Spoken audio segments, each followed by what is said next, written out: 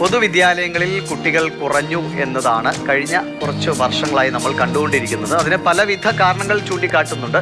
എന്തായാലും ആ കണക്കുകൾ എങ്ങനെയെന്ന് നോക്കാം. കഴിഞ്ഞ വർഷം, അതിന് മുൻപത്തെ വർഷങ്ങളിലെ കുട്ടികളുടെ കണക്ക്. ഒന്നാം ക്ലാസ്സിൽ 2023-24 വർഷത്തിൽ 2,58,000 കുട്ടികളാണ് ഒന്നാം ക്ലാസ്സിലേക്ക് പ്രവേശനം നേടിയത്. അത് ഈ വർഷം എങ്ങനെയാണ് എന്നത് നമുക്ക് പരിശോധിക്കാം. 24-25 അത് 2,50,000 അതായത് ഏകദേശം 8,000-നോടടുത്ത് 7,000-ലേറെ കുട്ടികളുടെ കുറവ് കഴിഞ്ഞ 2 വർഷം. ഈ വർഷത്തെ കണക്കിനി നമ്മൾ ഈ ഒരാഴ്ച അധ്യയനം തുടങ്ങി കഴിയുമ്പോഴാണ് അതിൻ്റെ പൂർണ്ണമായ കണക്കിലേക്ക് നമുക്ക് എത്താൻ കഴിയുക. ഈ കഴിഞ്ഞ വർഷത്തെയൊക്കെ അപേക്ഷിച്ച് നോക്കുമ്പോൾ 8,000-ഓളമൊക്കെ ഉള്ള കുറവ് ഒരുപക്ഷെ വരാൻ സാധ്യതയുണ്ട് എന്ന് തന്നെയാണ് മനസ്സിലാക്കുന്നത്. അതായത് 2024 കഴിഞ്ഞ വർഷം കുറഞ്ഞത് 7,163 കുട്ടികളാണ് ഒന്നാം ക്ലാസ്സിൽ.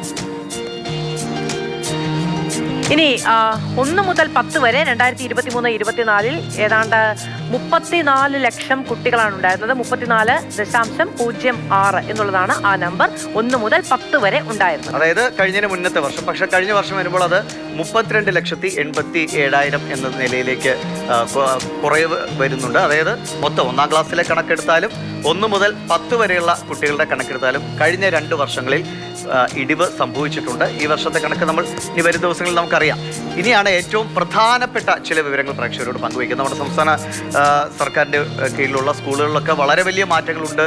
സ്കൂളുകളൊക്കെ മെച്ചപ്പെട്ട നിലയിൽ പോകുന്നുവെന്ന് നമുക്ക് കുറേയൊക്കെ അറിയാം. പക്ഷേ അത് ആശ്വാസം പകരുന്ന ഒരു കണക്കുകൾ നമുക്ക് മറ്റ് ചിലയിടങ്ങളിൽ നിന്ന് ലഭ്യമല്ല. ചില സ്കൂളുകളിൽ 25 കുട്ടികൾ പോലും ഇല്ലാത്ത സ്കൂളുകളുണ്ട്. അത്തരമുള്ള സ്കൂളുകൾ 1,200 എണ്ണം സംസ്ഥാനത്തുണ്ട് എന്നുള്ളതാണ്. ഒരു സ്കൂളിൽ 25 വിദ്യാർത്ഥികളെങ്കിലും പഠിക്കാനില്ലാത്ത സാഹചര്യത്തിൽ സംസ്ഥാനത്ത് 1,200 വിദ്യാലയങ്ങൾ. ഈ കണക്ക് പ്രസക്തമാകുന്നത് നമ്മൾ ഒരു വർഷങ്ങൾക്ക് മുൻപേ ഉള്ള നമ്മുടെ സംസ്ഥാനത്തിന്റെ സ്കൂളുകളിലെ കുട്ടികളുടെ എണ്ണം നോക്കുമ്പോഴാണ്. 25 തികയാത്ത സർക്കാർ സ്കൂളുകൾ മാത്രം 452 അത് എയ്ഡഡ് സ്കൂളുകളുടെ എണ്ണം വരുമ്പോൾ അത് 700-ലേറെ സ്കൂളുകൾ, 25 കുട്ടികൾ പോലും ഇല്ലാത്ത സ്കൂളുകൾ 745 എണ്ണമുണ്ട് സംസ്ഥാനത്ത് എന്നുള്ളതാണ് ഒരു കണക്ക് നമുക്ക് മുന്നിൽ വെക്കാനുള്ളത്. അതായത് പൊതുവിദ്യാഭ്യാസ സ്ഥാപനങ്ങളിൽ മാത്രമല്ല, പൊതുവിദ്യാഭ്യാസ സ്ഥാപനങ്ങളിലും സമാനമായതാണ്. കൂടുതലും പൊതുവിദ്യാഭ്യാസ സ്ഥാപനങ്ങളാണ് എന്നുള്ളൂ.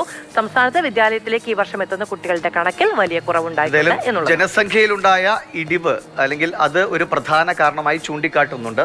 ഈ പൊതുവിദ്യാലയങ്ങളിൽ കുട്ടികളുടെ കുറവ് 6 ലക്ഷമൊക്കെ ഉണ്ടായിരുന്നിടത്തുനിന്ന് ഒരു വർഷം അത് 3 ലക്ഷത്തിൽ താഴെയിലേക്ക് കുട്ടികളുടെ ജനന കണക്കിലേക്ക് പോകുമ്പോൾ സ്വാഭാവികമായിട്ട് അത് സ്കൂൾ വിദ്യാലയങ്ങളിലും പ്രതിഫലിക്കും. പക്ഷേ മറ്റു ചില അധ്യയനം അടക്കമുള്ള കാര്യങ്ങളിൽ, മറ്റ് സൗകര്യങ്ങൾ, ഇതിലൊക്കെയുള്ള വ്യത്യാസങ്ങൾ ആളുകളെ പൊതുവിദ്യാലയങ്ങളിലേക്ക് വിടുന്നതിലും പ്രൈവറ്റ് സ്കൂളുകളിലേക്ക് വിടുന്നതിലും ഒക്കെ സ്വാധീനിക്കുന്നുണ്ട് എന്ന കാര്യത്തിൽ തർക്കമൊന്നുമില്ല.